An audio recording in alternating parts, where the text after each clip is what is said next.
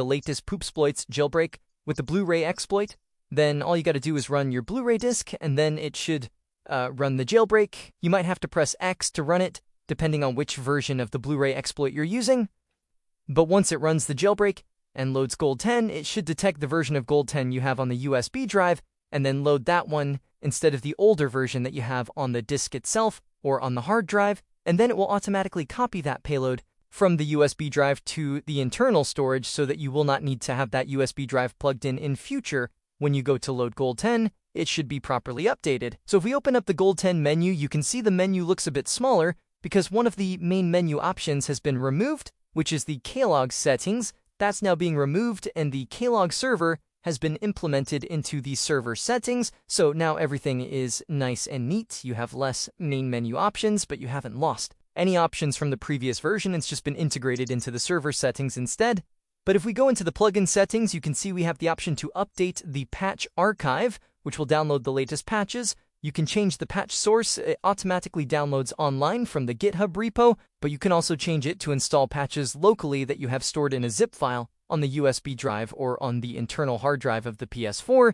You can also change the patch selection. By default, it will install all patches that are available, but you can also change it to only install patches for games that you actually have installed. For actually applying these, we need to obviously update the plugin archive to download the latest plugins, and then from there, once you have that, you can go ahead and enable the plugins loader, and then enable the game patch plugin, and make sure you have updated the patch archive to download all the latest patches, at which point you can then apply the patches for your games. So before the game is running, you can apply a patch by pressing the Options button, and you'll have the GoldHEN patch menu. So patches need to be applied before the game is launched because the patches are applied on game boot. So the option will only be available when the game is not running. And when we select that option, all of the patches that are available for that game and game version will appear here. So for Bloodborne, we can enable things like skip intros, disable motion blur, enable the 60 FPS patch with delta time, and also we'll enable the 720p resolution patch so that we can push those higher frame rates on the game.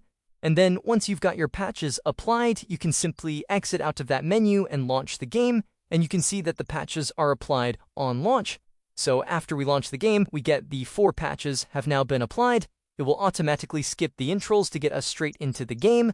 So we load up the game faster, and you can see that the 60 STS patch has been applied there in the bottom right-hand corner. So that's how you apply the patches. Now the cheats menu is still available, so when the game is running, when you press the Options button over the game, you will see that the patch menu has been replaced with the cheats menu so that you can enable and disable your cheats, because cheats are applied when the game is running and patches are applied before the game is launched. So before the game is launched, you'll have the patch menu, and when the game is running, you'll have the cheats menu instead.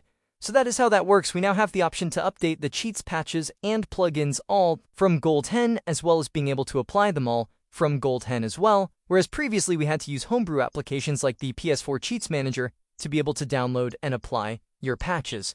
A couple of other smaller updates: the FTP server has also been improved to improve the speed when transferring files, and these fixes are essentially the same fixes that were being applied to the PS5, but that FTP improvement was also released for the PS4, and it looks like the FTP server within GoldHEN is essentially being updated to implement those improvements. So that's what's going on there. We also have an improvement to the bin loader server, which is now the payload server instead, as it is now loading ELF files as well as bin files, and they are properly implemented. So that's also been updated there. And there's also been a fix for 12.02 firmwares where the remote play patch was not working properly on that firmware, and that has apparently been fixed now as well. So those are your updates there to GoldHEN. So we have another couple of topics. There's been a couple of new HackerOne bug bounty reports. So this is where hackers can report vulnerabilities in the PlayStation 4 or PlayStation 5 to PlayStation, and they will essentially patch those vulnerabilities, and if those vulnerabilities are severe enough,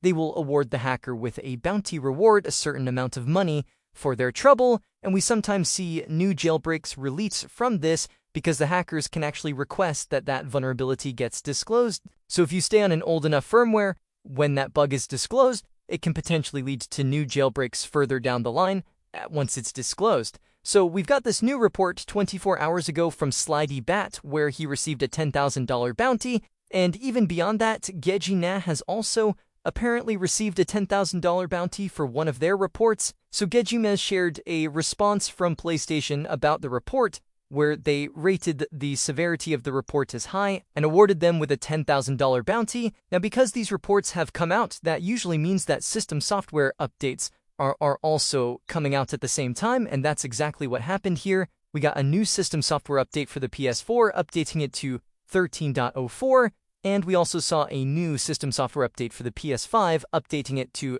12.60. So whatever these vulnerabilities are, they may pertain to both consoles, and this is typically what happens, is that the system software will get updated to patch the vulnerabilities that were reported, and then shortly afterwards, those reports are then made public on HackerOne, or at least, obviously they're not actually disclosed, but it's made public that those reports have occurred and that the bounties have been awarded, because they want to make sure, first of all, before they actually, close the report, they want to make sure that the vulnerability is properly fixed in the publicly released update that was designed to patch it. And once that's been confirmed, they then close the report, and that's why we see the reports pop up here on HackerOne around the same time that system software updates are released. Sometimes these vulnerabilities can get made public early, as other hackers in the scene or security researchers basically figure out how it's done, and then they reproduce their own version of it that can then be used.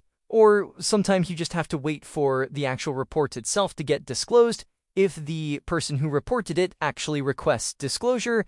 Now, at least one of these reports could also pertain to another Blu-ray-based exploit of some kind, as Zecco has actually shared a comparison between the recent PS4 update 13.04 with the file bdj policy impl.java from a 13.04 console and the 13.02 version of the same file, and we can see there has been some changes implemented there between these two versions, so it's possible that whatever they patched was again some kind of Blu-ray-based vulnerability. Zecco also retweeted this brief explanation from the MaxU, saying that the BDJ bug where jar paths are improperly validated, so using a particular way of framing the file path, it could trick the runtime into treating an external jar as if it were in lib/ext and grant it all permissions. The patch trims the path at the .jar before canonicalization, so sandbox escape via path confusion.